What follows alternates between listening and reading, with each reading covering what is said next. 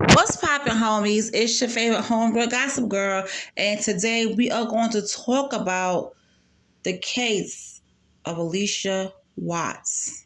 Okay, so let's get into these news articles. All right, so here we go.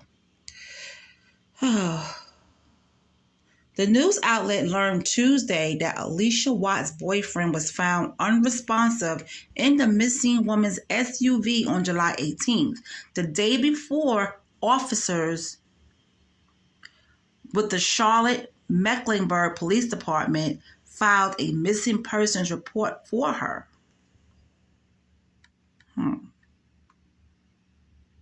Now, according to her family and friends, Watts hasn't been seen or heard from since July 16th, when she was seen with her boyfriend James Dunmore in Charlotte.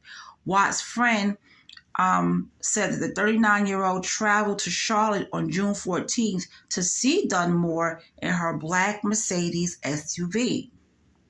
2 days later, on July 18th, Charlotte authorities found the vehicle with Dunmore inside and have been using its GPS system to track where it had traveled.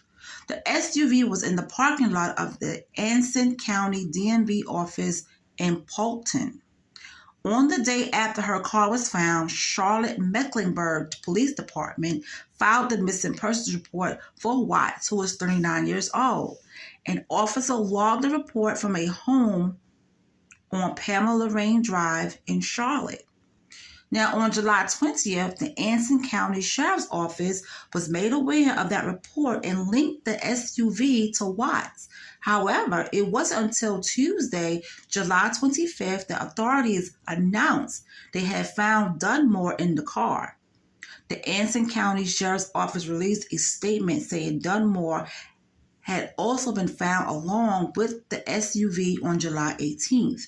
Now, officers told the news outlet they found Dunmore inside the SUV on the 18th, and he initially told authorities he was taking a nap. Now, authorities returned to the parking lot 3 hours later and found him unresponsive. The lot is frequented by troopers filling up their vehicles with gas.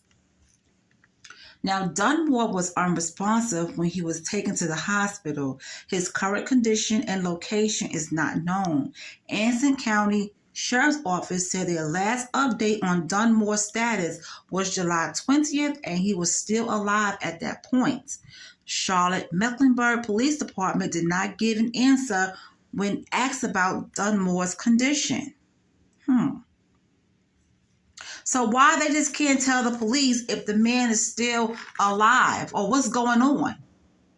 All right, because he had a domestic violence order against him from another relationship.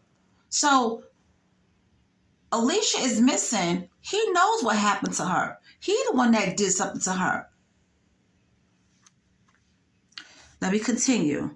Now, after the connection was made between the SUV and the missing woman, CMPD and the Anson County Sheriff's Office searched the SUV. They also searched the surrounding area for Watts, but did not find her.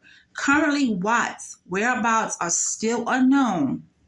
Now, on Tuesday, the family was searching a field near Airport Road in Wadesboro after receiving a tip there may be evidence there. This is horrible. This is so horrible that this family have to go through all of this.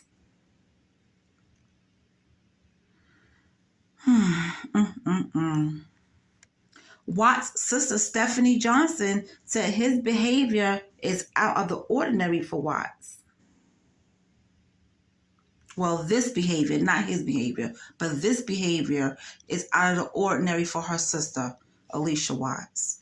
She is not the type of person that would just disappear and leave and not have contact with her family or friends. She's loved and we want her home. That's why we are looking for her, taking matters into our own hands. Now, that Monday, the vehicle was still parked at a friend's house And the next thing you know, the car was moved in the wee hours of the night, Johnson said. The next day, the family filed a missing persons report, and here we are today. So here's a timeline of police reports about Allisha Watts. May 23rd, a domestic violence order is filed against Dunmore in Durham County. Okay. July 14th, Allisha Watts' friend said Watts traveled to Charlotte on July 14th to see her boyfriend James Dunmore in her black Mercedes SUV.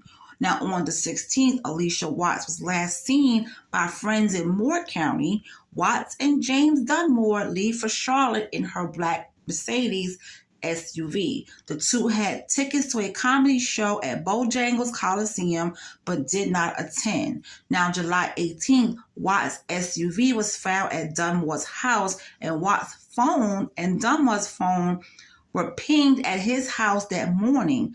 Hours later, Watts' black Mercedes SUV was found in the parking lot of Anson County DMV office in Polkton.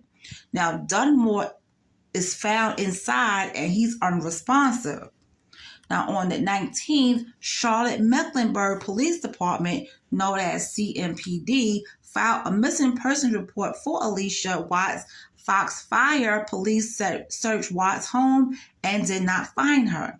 Now, on the 20th, Anson County Sheriff's Office links SUV to Watts and calls Dunmore a person of interest, which he is, in her disappearance, because he knows something. He knows something because he did something to this girl. Well, to this woman. He did something to her. And the fact that he's putting this family through all this grief is insane to me. Oh, Lord have mercy. What's wrong with these men out here? I'm not saying women are not crazy, but every time you turn around, we talking about this kind of stuff. It's insane. I just feel so bad for her family. And, I'll be keeping her family in prayer because I know they're going through it. July 24th, CMPD announces Watts' car has been found. July 25th, Anson County Sheriff's Office releases a statement saying that Dunmore was found along with the SUV.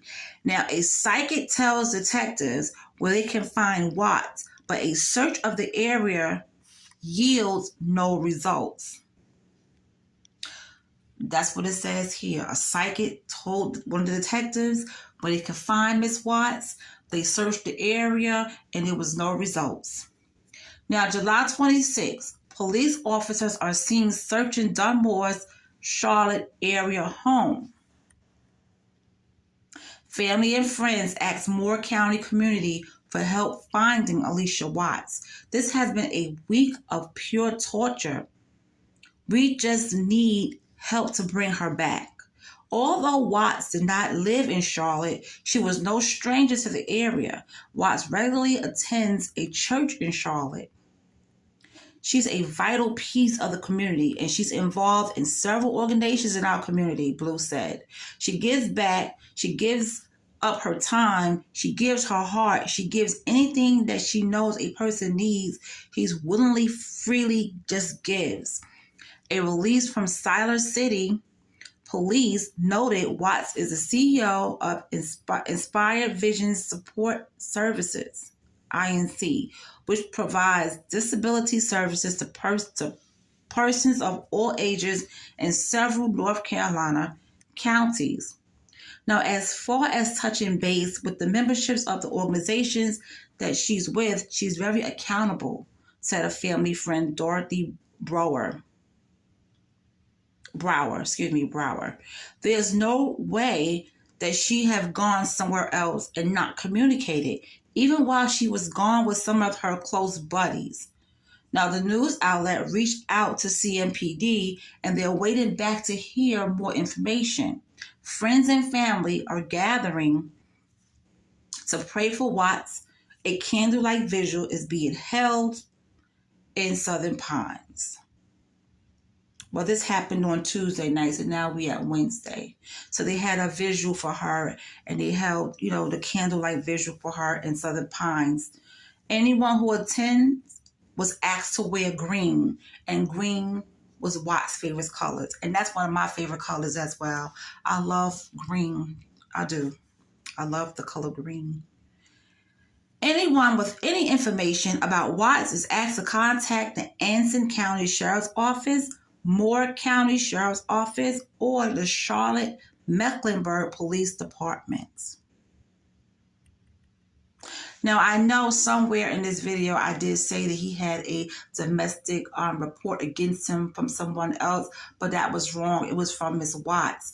Now, let me just tell you something. I say this all the time. When somebody take out order of protection against someone, that piece of paper does not work, because if that person want to get to you, they're going to get to you no matter what that paper says. You know what I'm saying? So I just really wish that in every state that they change the way they process the order, domestic violence order. If somebody comes in to file for an order of protection, they need to take that person right then and there and put them somewhere safe. Don't just type up the paper and give it to them, okay? That's not going to stop the person from coming at them, because they got to go back home. Process them and put them somewhere where they will be safe until you can get them somewhere permanently. Because giving these people a piece of paper or having it in the system is not helping. It's not helping at all. When somebody want to get to somebody, they're going to get to them. And all they're going to say is, well, you know what? This person did file a dispute. They asked for an order of protection, and it's on file. But the person may not be around anymore to tell what happened to them. And that's what we need to really, change.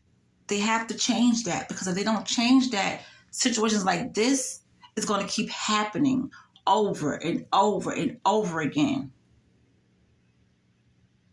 And I do understand now, not everybody can just get up and move, but let me just tell you something. If you go to the police, they got to have resources to get you out of that situation somewhere else safely. They have to change it. They have to change it. In order for this kind of stuff to stop happening, they have to change it. But anyway, you guys, let me know in the comment section, what do you think about this? If I hear any more about this case, I will let you guys know. But until then, please keep her family in prayer. Please pray for her a safe return. And I'll talk to you soon.